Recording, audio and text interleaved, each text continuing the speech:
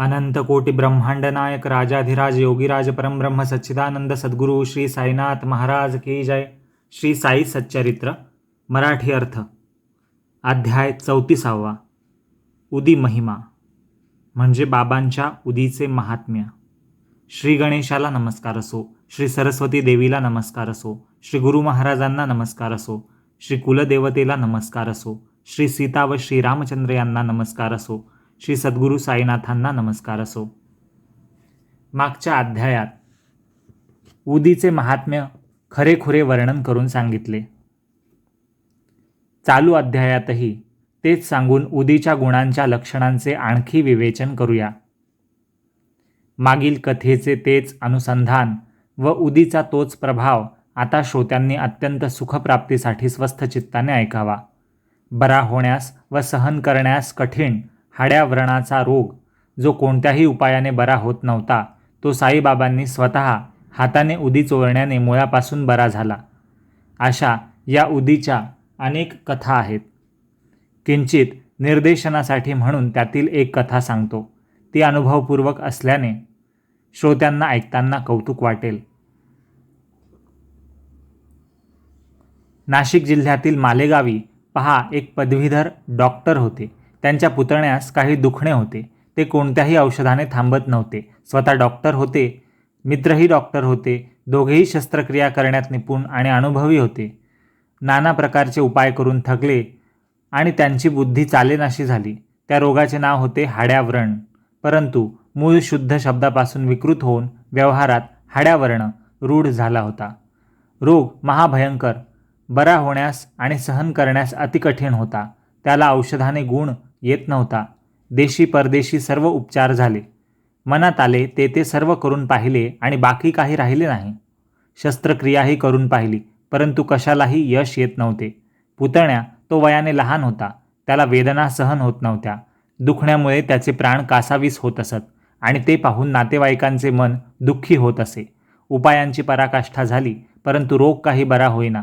तेव्हा आप्तजन मित्रमंडळी म्हणू लागले की आता देवदैवतांची पूजा करा. परंतु देवदैवते कुलस्वामी वगैरेपैकी कोणीही कामाला येईना. इतक्यात त्यांच्या कानावर आले की शिर्डी येथे एक प्रख्यात खासा मुसलमान साधू राहत आहे. शिर्डीचे ते संतश्रेष्ठ महान योगी साई महाराज केवळ दर्शनाने दुखणे अगदी बरे करतात असे त्यांनी ऐकले. त्यामुळे मातापित्यांना साईंच्या दर्शनाची इच्छा झाली आणि त्यांनी मनात निश्चय केला की देवाचे नाव घेऊन हा तरी उपाय करून पाहावा. लोक म्हणतात की त्या बड्या फकीराने आपल्या हाताने उदी लावली की भयंकर रोगसुद्धा दूर होतात. अनुभव घ्यायला आपले काय जाते. चला त्याचे पाय धरून नमस्कार करूया. शेवटचा हा उपाय करून पाहूया. त्याने तरी हे संकट टळो. हाच एक त्यातून वाचण्याचा मार्ग दिसतो. असो. पुढे ते मातापिता घरातील आवराआवर करून साई दर्शनाला उत्सुक होऊन लवकरच शिर्डीला पोहोचले. पोहोचताच बाबांचे दर्शन घेतले. पायांवर नमस्कार करून लोटांगण घातले. बाळाचे दुःख सांगितले आणि समोर उभे राहिले. शोकयुक्त शब्दांनी हात जोडून श्री साई चरणी आसक्त होऊन केविलवाणे तोंड करून ते विनंती करू लागले की रोगाने गांजलेले आमचे हे बाळ आहे. त्याचे दुःख आम्हाला पाहवत नाही. पुढे काय करावे हे सुचत नाही. त्याची धडगत आम्हाला दिसत नाही. साई समर्था, मुलाच्या दुःखाची दुर्दशा पाहून आम्ही फार दमलो आहोत. तरी याच्या मस्तकावर तुमचा अभयकर म्हणजे आशीर्वाद ठेवून त्याचे दुखणे बरे करा. आपला महिमा ऐकून आम्ही येथे आलेलो आहोत. आम्हाला एवढे जीवदान द्या. असो. तेव्हा तो करुणामूर्ती साई त्यांना आश्वासन देता झाला. साई म्हणतायत, या मशिदीच्या आश्रयाला जे येतात त्यांची कधीही दुर्दशा होत नसते.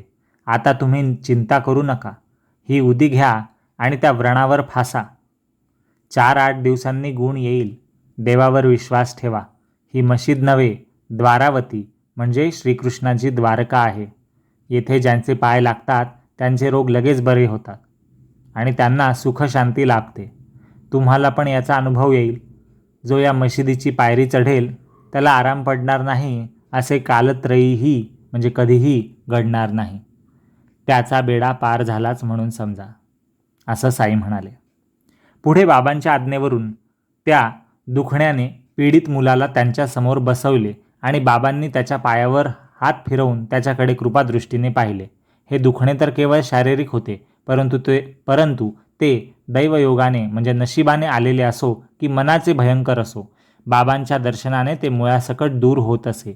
श्री साईंचे मुख पाहून, चेहरा पाहून त्या मुलाचे सर्व दुःख आपल्या जागीच निवळले, संपले आणि त्यांचे अमृतमय शब्द ऐकून त्या रोग्याला फार सुख वाटले. असो, पुढे ते सर्व तेथे तसेच 4 दिवसपर्यंत राहिले. रोग्याला आराम पडत गेला आणि साई चरणी त्यांचा विश्वासही जडला. यानंतर ते तिघेजण बाबांची पूर्ण अनुमती घेऊन आनंदित मनाने संतुष्टपणे गावी परत आले. हाड्याव्रणाला उतार पडला हा काय लहान चमत्कार का? उदी व कृपेची नजर हा उपचार अपूर्वच म्हणायचा नाही का? असे हे सुदैवाने महापुरुषाचे दर्शन घडले आणि त्यांचे आश्वासन आणि कल्याणकारक आशीर्वचन लाभले. त्यामुळेच त्या दुखण्याचे निर्मूलन झाले. असो, काही दिवस गेले आणि उदी व्रणावर लावता लावता ती जखम सुकता सुकता भरली आणि त्या मुलाला आरोग्यता लाभली. त्या मुलाच्या चुलत्याने हे मालेगावी ऐकले आणि त्याला साई दर्शनाची उत्सुकता झाली आणि मुंबईला परत जाताना एवढी इच्छा पुरवू असे तो म्हणाला. पुढे मुंबईला निघाल्यावर मालेगावी आणि मनमाड येथे कोणीतरी मनात संशय घातला आणि शिर्डीचा जाण्याचा बेत त्याने सोडला. चांगल्या कार्याची अशीच तऱ्हा असते. सुरुवातीला दुष्ट लोक काहीतरी बोलून अडथळा आणतात, पण जे असल्या लोकांच्या म्हणण्याला बळी पडत नाहीत त्यांनाच, म्हणजे ते सत्कार्य पार पाडल्यामुळेच त्यांनाच मरणोत्तर स्वर्गप्राप्ती होते. असो, मग ते मुलाचे चुलते साई दर्शन घ्यायचे सोडून थेट मुंबईला गेले आणि उरलेली रजा पुढे अलिबागला घालवावी असे त्यांच्या मनात विचार होता. बेत पक्का झाल्यावर 3 रात्र पाठोपाठ झोपेत आवाज ऐकला त्यांनी की अजून माझ्यावर विश्वास नाही का? ही आकाशवाणी किंवा देववाणी लागोपाठ ऐकून 3 रात्री डॉक्टर मनात आश्चर्यचकित झाले आणि तो आवाज खरोखर वाटून त्यांनी शिर्डीला जाण्याचा निश्चय केला. परंतु एका रोग्याला दूषित ज्वर झालेला होता आणि त्याला डॉक्टरांचेच उपचार चालू होते. त्याला आराम पडल्यावर डॉक्टरांनी लगेच निघायचे ठरवले, परंतु तो ताप मोठा तीव्र होता. उपचाराचा काही गुण न येऊन ताप किंचितही उतरत नव्हता आणि शिर्डीचे जाणे लवकर घडत नव्हते. मग डॉक्टरांनी निश्चय केला की जर आज या रोग्याला बरे वाटले तर मी उगाच एक क्षण न दवडता शिर्डीला प्रयाण करीन, म्हणजे जाईल. असा पक्का निश्चय केल्यावर 2 प्रहरांनी म्हणजेच 3.5 ते 7 तासांमध्येच तापही उतरला त्या रोग्याचा आणि त्यांचा हेतू सफळ होऊन त्या डॉक्टरांना शिर्डीला निघता आलं. ठरल्याप्रमाणे शिर्डीला ते गेले आणि मनापासून श्रद्धेने बाबांच्या चरणांना नमस्कार केला. बाबांनी सुद्धा त्यांच्या मनातल्या अनुभवांची खात्री पटवून दिली आणि सेवेत त्यांचे लक्ष जडवले. मस्तकावर आशीर्वादासह हात ठेवला, उदी प्रसाद दिला आणि साईंचा अगाध महिमा पाहून डॉक्टरांना मोठे नवल वाटले. ते तेथे 4 दिवस राहिले आणि मोठ्या आनंदित मनाने परत आले. 15 दिवस पुरे होतात न होताच तोच बिजापूरला बढतीवर म्हणजे प्रमोशन बदलून गेले, म्हणजे त्यांचे चेंज झाली नोकरी. हाड्याव्रणाच्या कळकळीमुळे साई दर्शनाची कल्पना उद्भवली आणि संत दर्शनाची गोडी लागून शाश्वत सुखाचा साठा गोळा केला गेला. असेच एकदा डॉक्टर चिदंबरन पिल्ले नारूच्या दुखण्याने, नारू नावाच्या रोगाने व्याकुळ झालेले होते. नारू एकावर एक साथ झाले होते आणि पिल्ले हे आडनावे, पिल्ले जीवाला कंटाळले होते. साईबाबांचे पिल्ल्यांवर भारी प्रेम होते. बाबा त्यांना भाऊ या टोपण नावाने हाक मारत असत आणि मोठ्या आवडीने त्यांचे क्षेमकुशल दररोज विचारत असत. सांज सकाळ म्हणजे सकाळ संध्याकाळ मशिदीत कठड्यापाशी भाऊंची जागा असे आणि दोघांच्या एकमेकांशी गप्पा गोष्टी खूप चालत असत. बाबांना चिलीम ओढताना भाऊ लागे, म्हणजे भाऊ जवळ पाहिजे असतात. विडी ओढताना भाऊ लागे आणि कोणत्याही गोष्टीचा निर्णय देतानाही भाऊ लागे. ते जवळ नसले तर बाबांना करमत नसे. असो, अशी त्यांची कथा होती. नारूच्या व्यथा दुखणं सहन न होऊन अगदी अशक्त होऊन भाऊंनी अंथरूण धरलं, म्हणजे खूपच आजारी पडले.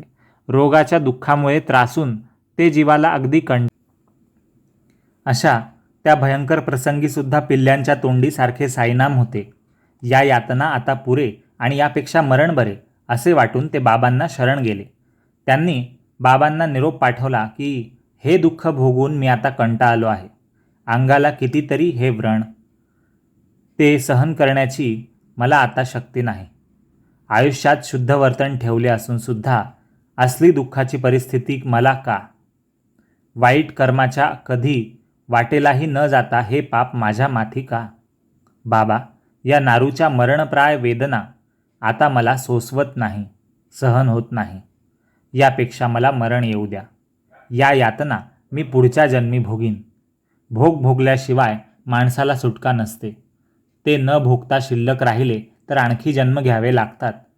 परंतु प्रारब्ध भोग म्हणजे नशिबाचे भोगणे कधीही चुकत नसतात. हे जडबुद्धीच्या मलाही मान्य आहे, माहीत आहे. मी सुखाने पुन्हा 10 जन्म घेईन आणि तेथे माझ्या कर्मांचे फळ भोगीन. या चालू जन्माच्या शेवट करण्याचे एवढे मला दान द्या. या जन्माचे जगणे आता पुरे. मला या जिवंतपणापासून सोडवा. हे दुखण्याचे कष्ट सोसणे मला आता नको. हेच मागणे मी मागतो. असे डॉक्टर पिल्ल्यांची ही प्रार्थना ऐकून आणिमा महिमा इत्यादी सिद्धी प्राप्त झालेले योग्यांचे राजे साई महाराज यांच्या अंतःकरणात दया उपजली आणि डॉक्टर पिल्ल्यांच्या समाधानासाठी त्यांनी जो कृपारूपी अमृताचा वर्षाव केला तो ऐका. मग डॉक्टर पिल्ल्यांची ती अतिशय दुःखी अवस्था पाहून ते दूर करण्यासाठी भक्तांच्या इच्छा पुरवणारे कल्पवृक्ष साईबाबा यांनी काय उपाय केला बरे? काकासाहेबांनी आणलेला पिल्ल्यांचा निरोप व सर्व हकीकत ऐकून बाबा म्हणाले की त्याला जाऊन सांगा की तू मनात मुळीच भीती बाळगू नकोस. असो. मग त्याला आणखी सांगून पुढे पाठवले. साईबाबा म्हणाले आणखी की निरोपात की 10 जन्मांचा पांगू कशाला हवा? पांगू म्हणजे हा पांगुळ गाडा कशाला हवा म्हणजे 10 जन्मात हा भोग पसरायला कशाला हवा? वेगळ्या पद्धतीने हिस्से करून अवघ्या 10 दिवसातच हा भोग भोगूया. मोक्ष, स्वार्थ किंवा परमार्थ देण्यास मी समर्थ असताना हीच तुझी शेवटची इच्छा का? मरणाचे संकट कशासाठी मागतोस? त्याला उचलून येथे घेऊन या. हा भोग भोगून सहन करूया. असे भीतीने घाबरून जाऊ नका. त्याला पाठीवर मारून आणा म्हणजे त्याला घेऊन आणा सोबत, असं साई निरोप देतात. असो. अशा स्थितीत डॉक्टर पिल्ल्यांना लगेच मशिदीत आणले आणि बाबांनी स्वतः आपल्या तक्क्या म्हणजे मोठ्या उशीजवळ काढून ती मोठी उशी काढून त्यांच्यासाठी दिला तक्क्या. फकीर बाबा उजव्या बाजूला बसत असत. जे दुसरे फकीर बाबा होते त्या जागी तो तक्क्या ठेवला आणि म्हणाले, ये गुपचूप टेकून पड. फुकटची चिंता करू नकोस. स्वस्थपणे पाय लांब कर म्हणजे तुला आराम वाटेल. प्रारब्ध भोगल्याशिवाय संपत नसते. खरा उपाय तो हाच. आवडते किंवा नावडते, सुख किंवा दुःख, अमृत किंवा विष या जोड्या ओघाओघाने आलेल्या असतातच. पहा, त्यांचा माणसाने हर्ष म्हणजे आनंद किंवा शोक म्हणजे दुःख करू नये. जे जे नशिबी येईल ते ते सहन करीत जावे. परमेश्वर या जगाचा शासन करता आहे आणि तोच त्राता म्हणजे तारणहार संरक्षण करता आहे. त्याच्या चिंतनात सदा राहावे म्हणजे त्याला आठवावं म्हणजे तो सारी काळजी वाहील. चित्त म्हणजे मन, विचार. वित्त म्हणजे पैसा अडका, संपत्ती. काया म्हणजे शरीर आणि वाणी म्हणजे आपली जिव्हा, जीभ. या सकट त्याच्या चरणी, ईश्वराच्या चरणी लीन व्हावे म्हणजे नतमस्तक व्हावे, त्याला शरण जावं. त्याचे निरंतर नेहमी स्मरण करत राहिले तर त्याची अगाध करणी म्हणजे त्याची कृपा प्रत्ययास येईल, अनुभवाला येईल, असं साई म्हणाले. त्यावर डॉक्टर पिल्ले म्हणाले की नानासाहेब चांदोरकरांनी नारूवर पट्टी बांधली आहे पण त्याने काहीच उतार पडलेला नाही. बाबा लगेच म्हणाले, नाना मूर्ख आहे, तू पट्टी सोडून टाक, नाहीतर मरशील. आता कावळा येऊन टोचेल, मग तू बरा होशील. असो. अशा गोष्टी चालत असताना अब्दुल पणत्यांमध्ये तेल घालण्याकरता लगेच मशिदीत वरती चढून आला. तर अचानक काय घडले पहा. आधीच ती मशीद लहान, अडचणीची होती आणि भक्तांची बरीच दाटी म्हणजे गर्दी होती. त्यातच पिल्ल्यांची गडबड होती. अब्दुल पाऊल टाकताना अवघडला. म्हणजे तो पणत्यांमध्ये तेल टाकत होता आणि गर्दी पण होती तिथे, तर त्याला ते चालताना जरा डळमळला. तो आपल्या कामात मग्न होता. त्याचे लक्ष पणत्यांकडे होते. त्यामुळे त्याचे पिल्ल्यांकडे दुर्लक्ष झाले आणि तेथे विलक्षण प्रकार घडला. अब्दुल तरी काय करेल? होणाऱ्या पुढे उपाय नसतो. म्हणजे जे होणारे ते होणारे. पिल्ल्यांनी पाय लांबवला होता, कारण साईबाबांनीच त्यांना पाय लांब करून बसायला सांगितले होते. आणि चुकून अब्दुलचा पाय त्यांच्या पायावर पडला, पिल्ल्यांच्या. आधीच तो पाय सुजलेला होता, तेथे अब्दुलचा पाय पडला. पिल्ल्यांचा जीव फार कळवळला आणि त्यांनी मोठ्याने ठणठणाट केला, म्हणजे ओरडले ते.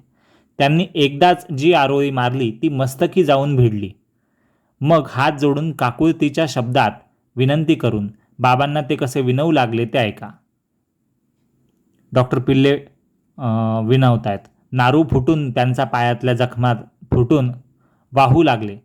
डॉक्टर पिल्ले मनात फार अस्वस्थ झाले. एकीकडे ते मोठ्याने रडू लागले आणि दुसरीकडे गाणे गाऊ लागले. ते म्हणतायत, विनंती करतायत साईंना की करम कर मेरे हाल पर तू करीम, तेरा नाम रहीमान है और रहीम, तू ही दोनों आलम का सुल्तान है, जहाँ में नुमाया तेरी शान है, फना होने वाला है सब कारोबार, रहे नूर तेरा सदा आशकार, तू आशिक का सौदा मददगार है, करम कर मेरे हाल पे तू करीम, तेरा नाम रहीमान है और रहीम. असं ते गायला लागलेत रडता रडता डॉक्टर पिल्ले. याचा अर्थ असा आहे की करम कर मेरे हाल पर तू करीम, तेरा नाम रहीमान है और रहीम.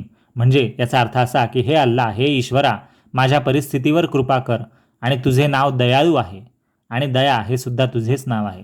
तू ही दोनों आलम का सुल्तान है, जहाँ में नुमाया तेरी शान है. म्हणजे तूच दोन्ही जगांचा सम्राट आहेस, राजा आहेस.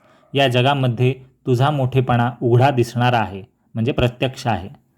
फना होने वाला हे सब कारोबार, रहे नूर तेरा सदा आशकार. म्हणजे हा सर्व कारभार, सगळा संसार नष्ट होणारा आहे, क्षणभंगूर आहे, मात्र तुझी सर्वांना दिसणारी शोभा सदा राहणार आहे, नित्य आहे. तू आशिक का सदा मददगार आहे. म्हणजे भक्तांचा तू सदा मदतनीस आहेस, मदत करणारा आहेस भक्तांना. अशी ती प्रार्थना ते गायले. पिल्ल्यांना राहून राहून कळा उठू लागल्या, दुखायला लागलं. त्यांचा जीव दुःखाने व्याकुळ झाला आणि ते शरीराने अगदी असमर्थ होऊन पडले. सर्वांनी तर्क केला की हा साईबाबांचाच खेळ आहे. बाबा म्हणाले, भाऊ, पिल्ल्यांना म्हणतात साईबाबा, भाऊ पहा, आता गाऊ लागला बरं का. पिल्ल्यांनी विचारले की तो कावळा अजून टोचायला येणार का. तेव्हा बाबा म्हणाले, तू जा, स्वस्थ वाड्यात पडून राहा, आराम कर. आता पुन्हा कावळा टोचायला येणार नाही. तोच कावळा नाही का येऊन गेला, ज्याने तुझ्या पायावर पाय दिला.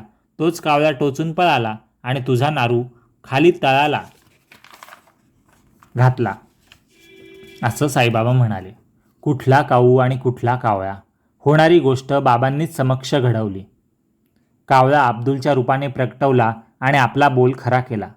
बाबांचे शब्द हे केवळ शब्द नाहीत, तर ब्रह्मदेवाने माणसाच्या कपाळावर लिहिलेले कधीही खोटे न ठरणारे भविष्य आहे. ते पूर्वी केलेल्या कृतीच्या किंवा आचरणाच्या ठराविक परिणामाचेही काही चालणार नाही अशी व्यवस्था करून ठेवतील. असो. थोड्याच वेळात भाऊंना म्हणजे डॉक्टर पिल्लेंना सुख वाटायला लागले. उदी फासणे आणि उदी तोंडात टाकणे हेच औषध आणि अनुपान म्हणजे औषधाबरोबर घेण्याचा पदार्थ असं त्यांना झालं. म्हणजे उदीच त्यांच्यासाठी सर्वस्व झालं. रोगाचा मुळासकट नाश झाला. यानंतर 10वा दिवस उजाडला. जखमातील बारीक तंतूंसारखे 7 जिवंत किडे बाहेर निघाले. पिल्ल्यांच्या भयंकर वेदना शांत झाल्या आणि त्यांच्या दुःखाचा अंत झाला. असा हा चमत्कार पाहून डॉक्टर पिल्ले मनात आश्चर्यचकित झाले आणि बाबांचे हे उत्कृष्ट कृत्य पाहून त्यांच्या डोळ्यातून प्रेमाच्या अश्रुधारा वाहू लागल्या, रडायला लागले. बाबांच्या चरणद्वयी म्हणजे 2 पावलांवर पिल्ल्यांनी तिथे पायांना मिठी मारली. त्यांचा कंठ दाटून आला आणि त्यांच्या ओठातून शब्द फुटेना, म्हणजे आभार कसे मानावे हे त्यांना समजत नव्हतं. अशी ही गोष्ट. आणखी एक उदीचा अनुभव सांगून या उदीच्या प्रभावाचे वर्णन संपवूया. ज्याच्या मनात जशी श्रद्धा असते तसाच त्याला उदीच्या गुणाचा अनुभव येतो. हेच या ग्रंथाचे महत्त्वाचे तात्पर्य आहे. एकदा ज्येष्ठ बंधू माधवराव यांचे धाकटे बंधू बापाजीवर संकट आले असता उदीमुळे त्यांचे कल्याण झाले. असे हे उदीचे सामर्थ्य आहे. त्याचे नवल मी किती म्हणून वर्णन करावे. ग्रंथीज्वर वगैरे रोगांवर अतिउत्कृष्ट औषध दुसरे नाही. साऊळ विहिरीवर म्हणजे शिर्डी नजीकचे एक ठिकाण आहे. तिथे असताना बापाजीच्या पत्नीला ताप आला आणि जांघेवर म्हणजे मांडीवर गाठी उठल्या तापाने. बापाजी मनात घाबरला. रात्रीची भयाण वेळ आणि पत्नी फार त्रस्त झालेली पाहून बापाजीच्या मनात अनेक शंका येऊ लागल्या आणि तो घोटाळ्यात पडला आणि त्याचा धीर खचला. त्याने रातोरात धाव ठोकली आणि भयभीत होऊन थरथर कापत शिर्डीत येऊन आपल्या ज्येष्ठ बंधूला सर्व वृत्तांत सांगितला. तो म्हणाला की 2 गाठी तिला आल्या आहेत. तापाने फणफणून ती फार कष्टी झाली आहे.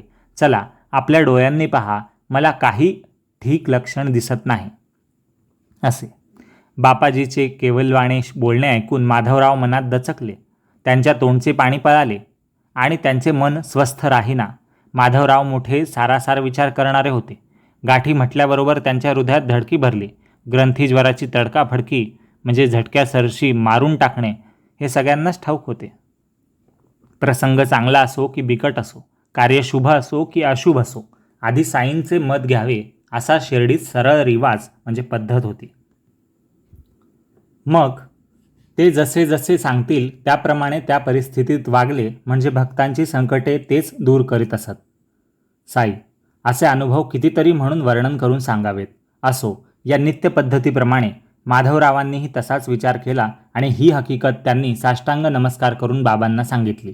ते म्हणाले की साईनाथा तुमचा जय जयकार असो. आम्हा अनाथांवर दया करा. आता कसले हे संकट ओढवले आहे. नाही ती काळजी उत्पन्न झाली आहे ना. तुमच्याशिवाय दुसऱ्या कोणाला आता आम्ही याचना करायला जावे. त्या पोरीच्या यातना दूर करा आणि तिला आशीर्वादाचे शब्द सांगा. एवढ्या संकटापासून आम्हाला वाचवा. तुमच्याशिवाय आमचा कैवारी तारणहार कोण बरा आहे. तिचा हा भयंकर ताप बरा करा आणि आपले ब्रीद वचन सांभाळा. असो, माधवरावांनी साऊळ विहिरीला जाण्याची आज्ञा मागितली तर साईबाबा म्हणाले की अपरात्री तेथे जाऊ नकोस. तिला उदी पाठवून दे. कशाच्या गाठी आणि कशाचा ताप, अल्ला मालिक आपला बाप म्हणजे सांभाळ करणारा ईश्वर आहे. असो, तिचे दुखणे आपोआप बरे होईल आणि ती निस्संदेह म्हणजे निश्चितच सुखरूप असेल. मात्र सकाळी सूर्य उगवल्याबरोबर तू साऊळ विहिरीला जाऊ नये. आत्ताच जाण्याची घाई करू नकोस. येथे स्वस्थ राहा. उद्याच जाऊ नये. उगाच कशाला त्रास करून घ्यावा. श्रद्धेने उदी लावावी आणि तोंडात टाकावी आणि मग आपण कशाला घाबरावे. असो, बाबांचे हे शब्द ऐकून बापाजी भ्याला. त्याची मोठी निराशा झाली. माधवरावांना औषधांना उपयोगी वनस्पती आणि पानांची माहिती होती, पण त्याचा उपयोग आता होणार नव्हता. एका साई कृपेशिवाय औषधाला गुण नसतो हे एक वर्म म्हणजे सत्य आणि ही एक खूण म्हणजे ओळख जाणीव माधवराव जाणत होते. त्यांनी बाबांची आज्ञा शिरसावंद्य मानून उदी पाठवून दिली आणि स्वतः स्वस्थ मनाने राहिले. बापाजी मात्र निराश होऊन परत गेला. माधवरावांनी सांगितल्याप्रमाणे बापाजीने आपल्या कुटुंबाच्या अंगाला उदी चोळली आणि पाण्यात कालवून पोटात पाजली. लगेच तिला डबडबून घाम सुटला आणि गाढ झोप लागली. सकाळी सूर्योदय झाल्यावर तिला हुशारी वाटली म्हणजे बरं वाटलं. नाही ताप आणि नाही विषारी गाठी. बापाजी आश्चर्य करू लागला. इकडे माधवराव उठले. शौच मुखमार्जन आटोपले शिर्डीत आणि साऊळ विहिरीला जायला निघायचे म्हणून मशिदीत बाबांच्या दर्शनाला आले. बाबांचे दर्शन घेतले, पायी लोटांगण घातले आणि उदीसह आशीर्वाद मिळताच तेथून ते निघाले. मशिदीची पायरी उतरताना बाबांनी आज्ञा केलेली त्यांनी ऐकली की श्यामा उठाउठी लगेच परत ये. माधवरावांना ते म्हणत होते श्यामा की लगेच परत ये बुवा, उशीर होता कामा नये. असो, भावजय म्हणजे भावाची बायको बापजीची बायको विव्हळत असेल, 2 गाठींची जळजळ सहन करत असेल म्हणून दिराला म्हणजे माधवरावांना वाटेत हळहळ लागली. बाबा लवकर परत ये असे म्हणून काही सुचवत तर नसतील ना, असे वाटून शामराव घाबरून गेले आणि रस्त्याने झरझर चालू लागले. साऊळ विहीर घाईघाईने गाठेपर्यंत त्यांना धीर नव्हता, पण उंबरठ्यावर पाऊल ठेवताच त्यांना चमत्कार दिसला. जिला रात्री ग्रंथीज्वर होता तिला चुलीवर चहा ठेवताना पाहिले आणि हा परिस्थितीतील बदल पाहून माधवराव आश्चर्यचकित झाले. ते भावाला बापाजीला म्हणाले की ही तर रोजच्या कामात घडलेली दिसते.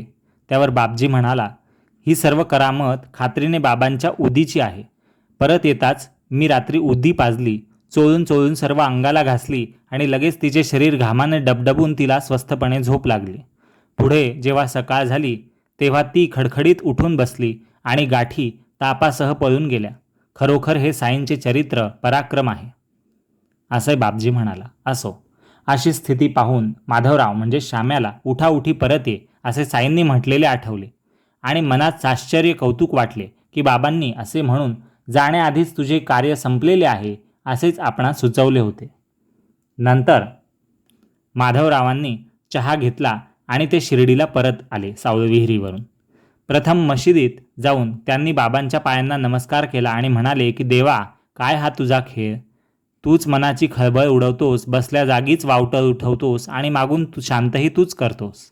त्यावर बाबांनी उत्तर दिले की दैवाची म्हणजे नशिबाची वर्तन पद्धती करण्यास फार कठीण असते. पहा, मी खरंच काही करत नसतो आणि करवितही नसतो, परंतु लोक त्याचे कर्तृत्व माझ्या माथी मारतात.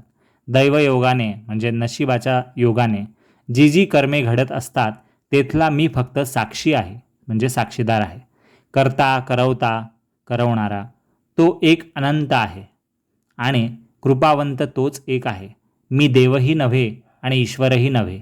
मी अनल हक्क म्हणजे परमेश्वर आहे असे नाही. मी यादे हक्क म्हणजे परमेश्वराची आठवण करणारा आहे. अल्लाचा मी दीन गुलाम आहे. अहंकार टाकून परमेश्वराचे आभार मानून त्याच्यावर जो भार टाकेल त्याचा बेडा पार होईल. असाच एका इराण्याचा म्हणजे एक पारशी गृहस्थ होता. त्याचा महत्त्वाचा अनुभव पुढच्या गोष्टीत ऐका. त्याच्या तान्ह्या मुलीची तासातासाला वाचा बसत असे, म्हणजे तिला बोलता येत नव्हतं. दर तासाला आकडी येऊन जागच्या जागी शरीर धनुष्यासारखे वाकले जाऊन ती मरायला टेकल्याप्रमाणे होत असे आणि काही उपाय चालत नसे. असं दर तासाला होत होतं. पुढे त्याच्या एका मित्राने त्याला उदीच्या प्रभावाचे वर्णन करून सांगितले. तो मित्र म्हणाला की असले अलौकिक रामबाण औषध जगात दुसरे कोठे सापडणार नाही. तातडीने पार्ल्याला जा आणि काकासाहेब दीक्षितांकडून साईबाबांची उदी मागून घ्या. त्यांच्या संग्रहात म्हणजे ठेवलेली असते त्यांनी उदी, ती असते आणि मोठ्या आनंदाने ते तुम्हाला देतील. ती उदी मग रोज थोडी थोडी श्रद्धेने आणि भक्तीने साईबाबांचे नाव घेऊन मुलीला पाजा, म्हणजे ही आकडी पुन्हा म्हणजे फिट्स ज्या येत आहे त्या पुन्हा येणार नाहीत आणि तुम्हाला सुख समाधान लाभेल, असं मित्र बोलला. हे ऐकून मग त्या पारशाने दीक्षितांकडून उदी आणली आणि मुलीला नित्यनियमाने पाजताच तिला आरोग्य लाभले. तासातासाला जी पोर घाबरीघुबरी होत असे ती उदीने बरी झाली. झटक्या झटक्यामध्ये 7 तासांचे अंतर पडू लागले. म्हणजे दर तासाने जे तिला झटके येत होते तर ते 7 तासांनी यायला लागले, दर 7 तासांनी. अशा प्रकारे तासातासाने येणारे झटके 7-7 तासांनी येऊन काही काळानंतर तो रोग संपूर्णपणे बरा झाला. हरद्याजवळ मध्य प्रदेशातल्या एक जिल्ह्याचं ठिकाणे हरदा, त्याजवळ एका गावात एक वृद्ध गृहस्थ राहत होते. मूतखड्याच्या व्याधीने अतिशय त्रासून गेले होते, किडनी स्टोन. या रोगाला शस्त्रक्रियेशिवाय दुसरा उपाय नाही, म्हणजे ऑपरेशन करावं लागेल. म्हणून कोणीतरी निष्णात म्हणजे स्किल्ड असलेला शस्त्रक्रिया विशारद डॉक्टर पहा, म्हणजे जो ऑपरेशनात एक्सपर्ट असेल असा डॉक्टर पहा, असं बाकीचे लोक त्यांना म्हणू लागले. ते रोगी गृहस्थ फार काळजीत होते. काय करावे याचा विचार त्यांना सुचत नव्हता. शरीर अशक्त होऊन मरणाला ते टेकले आणि रोगाचे भयंकर दुःख त्यांना सोसवत नव्हते, म्हणजे सहन होत नव्हते. शस्त्रप्रयोग करवून घेण्याला म्हणजे ऑपरेशन करायला मोठे धाडस लागते, म्हणून त्यांच्या मनाला शांती नव्हती. परंतु सुदैवाने त्यांचे दुर्दैव संपले, म्हणजे वाईट नशीब फळ भोगणं वाईट संपलं. तो चमत्कार पहा. इकडे असा प्रकार घडत होता तोच त्या गावचे इनामदार जे साईबाबांचे मोठे भक्त होते ते गावात आल्याचे समजले. त्यांच्यापाशी बाबांची उदी नेहमी असते हे सर्व लोकांना ठाऊक होते. रोगाने गांजलेल्या या गृहस्थाच्या नातेवाईकांनी इनामदारांकडे जाऊन बाबांची उदी मागितली आणि इनामदारांनी ती त्यांना दिली. मुलाने बापाला पाण्यातून पाजली. 5ही मिनिटे गेली नसतील तोच मोठे आश्चर्य घडले. उदी प्रसाद जो अंगात शिरून मुरला तोच मुतखडा आपल्या जागचा सरकला. लघवीच्या वाटेने किडनी स्टोन बाहेर निसटला आणि रोग्याला लगेच आराम वाटला. अशी ती गोष्ट उदीची. आणखी ऐका. मुंबईचे प्रभू कायस्थ जातीचे एक गृहस्थ होते. प्रभू कायस्थ नावाचे एक समाज आहे, तर त्यात ते होते. त्यांची स्त्री म्हणजे पत्नी मुलाला जन्म देण्याची वेळ आली की सदा मरणाला टेकत असे. मग कितीही उपाय केले तरी गुण येत नसे आणि बाईंचा जीव घाबराघुबरा होत असे. त्यामुळे ते गृहस्थ बिचारे त्रासून गेले होते. श्रीराम मारुती नावाचे एक प्रख्यात साईंचे भक्त होते. त्यांच्या विचाराने हे गृहस्थ शिर्डीला जाण्यास निघाले. बायकोच्या प्रसूतीची वेळ आली म्हणजे डिलिव्हरीची वेळ आली की ते दोघेही मोठ्या संकटात पडत असत. एकदा त्यांच्या मनाचा विश्वास झाला की शिर्डीत आपणाला कोणतेही भय नसेल. सरते शेवटी होणारे का होईना ते बाबांच्या समोरच होऊ दे, म्हणजे जे होईल ते आपण शिर्डीलाच साईंसमोर होऊ देऊ, असा मनाचा दृढ संकल्प करून ते दाम्पत्य म्हणजे ते जोडपं शिर्डीस येऊन राहिलं. अशा प्रकारे कित्येक महिने दोघेही शिर्डीत राहिले आणि बाबांची पूजा अर्चा आणि सहवास यांच्यामुळे दोघांनाही फार आनंद वाटला. काही काळ गेल्यावर प्रसूतीची वेळ म्हणजे डिलिव्हरीची वेळ जवळ आली. हे संकट आता कसे टळणार म्हणून त्यांना मोठी काळजी उत्पन्न झाली. म्हणता म्हणता प्रसूतीचा दिवस येऊन ठेपला. गर्भाशयाच्या मुखाच्या वाटेत अडथळा आला आणि सर्वांना विचार पडला, म्हणजे समस्या उद्भवली. बाईला या फार यातना होऊ लागल्या आणि आता काय करावं कोणाला सुचेना. तोंडाने बाबांची प्रार्थना चालली शिर्डीत असताना. त्यांच्याशिवाय कोणाला बरं दया येईल. शेजारणी धावून आल्या. एका बाईने बाबांना गाऱ्हाणे घालून पेल्यात पाणी ओतून उदी कालवून त्या गृहस्थाच्या पत्नीला, जी डिलिव्हरी होणार आहे जिची, तिला पाजले. 5 मिनिटे गेली न गेली तोच बाईची सुटका झाली. म्हणजे पोटातील मूल जिवंत दिसले नाही. ते मूल बाहेर आलं, डिलिव्हरी झाली, पण ते जिवंत नव्हतं. गर्भाशयातच ते प्राणाला मुकलं होतं. असो, मुलाचे प्रारब्धच असे असेल. बाईला पुढेही मूल होऊ शकेल. आता तरी ती भयनिर्मुक्त झाली आणि तिला सुखाची स्थिती प्राप्त झाली. वेदनेशिवाय बाळंत झाली. धड सुखरूप हातपायाने सुटली. मोठ्या काळजीची वेळ टळली आणि बाबांची जन्माची ऋणी ती बाई झाली. असो, पुढचा अध्याय याहून गोड असेल आणि श्रोत्यांची हौस पुरवली जाईल. खोदून फाजील चौकशी करण्याची वाईट सवय जाऊन भक्तीचा संग्रह लाभेल. आमच्या संप्रदायात निराकार देवाची उपासना असते. आम्ही दक्षिणा देणार नाही, नमस्कार करण्यासाठी मान वाकवणार नाही, तरच आम्ही दर्शनाला येऊ, असा ज्यांचा निश्चय असेल ते देखील साईंचे चरण दृष्टीस पडताच दक्षिणेसह साष्टांग लोटांगण घालतात, नमस्कार करतात. हा काय थोडा चमत्कार म्हणायचा का? उदीचाच अपूर्व महिमा पुढे वर्णला जाईल आणि नेवासकरांचे भक्तिप्रेम आणि अचानक आलेल्या सापाला दूध पाजून त्यांनी गृहस्थाश्रम धर्म कसा पाळला हेही सांगितले जाईल. नेवासकरांची गोष्ट. अशा अनेक उत्तम कथा ऐकून भक्तिप्रेम उत्पन्न होईल आणि संसारातील दुःखांचा नाश होईल. आता याहून आणखी मोठे सुख ते कोणते असेल म्हणून हेमाडपंत लेखक साईंच्या चरणी वंदन करून त्यांना विनंती करत आहेत की श्रोत्यांना तुमच्या सच्चरितात रममाण होण्याची आवड द्या. सर्वांचे कल्याण असो. अशा प्रकारे संत आणि सज्जन यांनी प्रेरणा केलेल्या भक्त हेमाडपंत यांनी रचलेल्या श्री साई समर्थ यांच्या सत्यचरित्राचा उदी महिमा नावाचा 34वा अध्याय समाप्त झाला, संपूर्ण झाला. श्री सद्गुरू साईनाथांना अर्पण असो. सर्वत्र मंगल असो. शुभम भवतु. ओम साईराम.